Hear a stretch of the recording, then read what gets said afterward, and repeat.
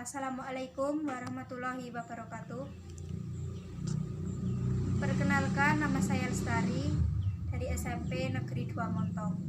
Saya di sini akan membacakan sebuah cerpen yang berjudul Senyum Karyamin. Si paruh udang kembali melintas cepat dengan suara mencecet. Karyamin tak lagi membencinya karena sadar burung yang demikian sibuk pasti sedang mencari makan buat anak-anaknya dalam sarang entah di mana. Karyamin membayangkan anak-anak si paruh udang sedang meringkuk lemah dalam sarang yang dibangun dalam tanah di sebuah tebing yang terlindungi. Angin kembali bertiup, daun-daun jati berterbangan, dan beberapa diantaranya jatuh ke permukaan sungai. Daun-daun itu selalu saja bergerak menentang arus karena dorongan angin. Jadi, kamu sungguh tak mau makan, Min? Tanya Saidah ketika melihat Karyamin bangkit. Tidak, kalau kamu tak tahan melihat aku lapar, aku pun tak tega melihat lenganmu habis karena utang-utangku dan kawan-kawan. Iya, Min, iya, tetapi Saidah memutus kata-katanya sendiri karena Karyamin sudah berjalan menjauh. Tetapi Saidah masih sempat melihat Karyamin menolehkan kepalanya sambil tersenyum, sambil menelan ludah berulang-ulang. Ada yang mengganjal di tenggorokan yang tak berhasil didorongnya ke dalam. Diperhatikannya Karyamin yang berjalan melalui lorong liar sepanjang tepi sungai. Kawan-kawan Karyamin menyeru-nyeru dengan segala macam selorong cabul. Tetapi Karyamin hanya sekali berhenti dan menoleh sambil melempar senyum. Sebelum naik meninggalkan pelantaran sungai, mata Karyamin menangkap sesuatu yang bergerak pada sebuah ranting yang menggantung di atas air. Oh, si paruh udang. Punggung biru mengkilap, dadanya putih bersih, dan paruhnya merah saga. Tiba-tiba burung itu menukik menyambar ikan kepala timah, sehingga air bergercikan. Dengan mangsa di paruhnya, burung itu melintas para pencari batu, naik menghindari rumpun gelangan, dan lenyap di balik rumpun pandan. Ada rasa iri di hati Karyamin terhadap si paruh udang, tetapi dia hanya bisa tersenyum sambil melihat dua keranjangnya yang kosong. Sesungguhnya Karyamin tidak tahu betul mengapa dia harus pulang di rumahnya. Tak ada sesuatu buat mengusir suara kruyuk dari lambungnya. Istrinya juga tak perlu dikhawatirkan. Oh iya, Karyamin ingat bahwa istrinya memang layak dijadikan alasan buat pulang. Semalaman tadi, istrinya tak bisa tidur lantaran bisul di puncak pantatnya.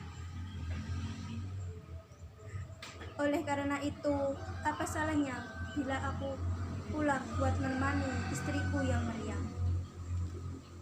Karyamin mencoba berjalan lebih cepat meskipun kadang-kadang secara tiba-tiba banyak kulang-kulang menyerbu ke dalam rongga matanya. Setelah melintasi titian, Karyamin melihat sebutir buah jambu yang masak. Dia ingin memungutnya, tetapi urung karena pada buah itu terlihat bekas gigitan kampret. Dilihatnya juga buah salak berceceran di atas tanah di sekitar pohonnya. Karyamin memungut sebuah, digigit lalu dilemparkannya jauh-jauh. Lidahnya seakan-akan terkena air tuba oleh rasa buah salak yang masih mentah. Dan Karyamin terus berjalan. Telinganya mendekik ketika Karyamin harus menempuh sebuah tanjakan. Tetapi tak mengapa, karena di balik tanjakan itulah rumahnya. Sebelum habis mendaki tanjakan, Karyamin mendadak berhenti. Dia melihat dua buah sepeda jeki diparkir di halaman rumahnya. Denging dalam telinganya terdengar semakin nyaring. Kulang-kulang di matanya pun semakin banyak. Maka Karyamin sungguh-sungguh berhenti dan termangu. Di bayangannya, istrinya yang sedang sakit harus menghadapi 2 penagih bank harian. Padahal Karyamin tahu istrinya tidak mampu membayar kewajibannya hari ini, hari esok, hari lusa, dan entah hingga kapan. Seperti entah kapan datangnya tengkulak yang telah setengah bulan membawa batunya.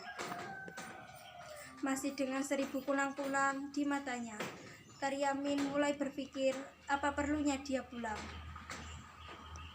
Dia merasa pasti tak bisa menolong keadaan, atau setidaknya menolong istrinya yang sedang menghadapi 2 penagih bank harian.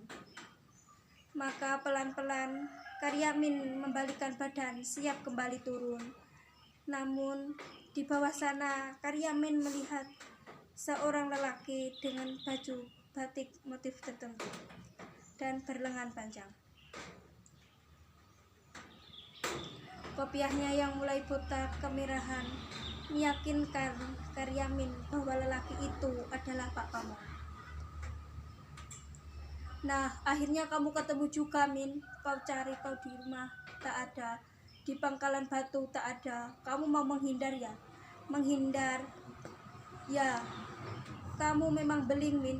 Di gerumbul ini hanya kamu yang belum berpartisipasi.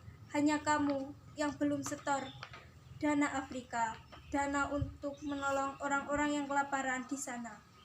Nah, sekarang hari terakhir, aku tak mau lebih lama kau persulit. Karyamin mendengar suara napas sendiri. Samar-samar Karyamin juga mendengar detak jantung sendiri. Tetapi Karyamin tidak melihat bibir sendiri yang mulai menyungkik senyum. Senyum yang sangat baik untuk mewakili kesadaran yang mendalam akan diri sendiri, serta di situasi yang harus dihadapinya. Sayangnya Pak Pamong malah menjadi marah oleh senyum Karyamin. Kamu menghinaku, Min. Tidak, Pak, sungguh tidak. Kalau tidak, mengapa kamu tersenyum-senyum? Ayo cepat, mana uang iuranmu? Kali ini Karyamin tidak hanya tersenyum, melainkan tertawa keras-keras, demikian keras, sehingga mengundang 1000 lebah masuk ke telinganya, 1000 kunang-kunang masuk ke matanya, lambungnya yang kempong berguncang-guncang dan merapuhkan keseimbangan seluruh tubuhnya.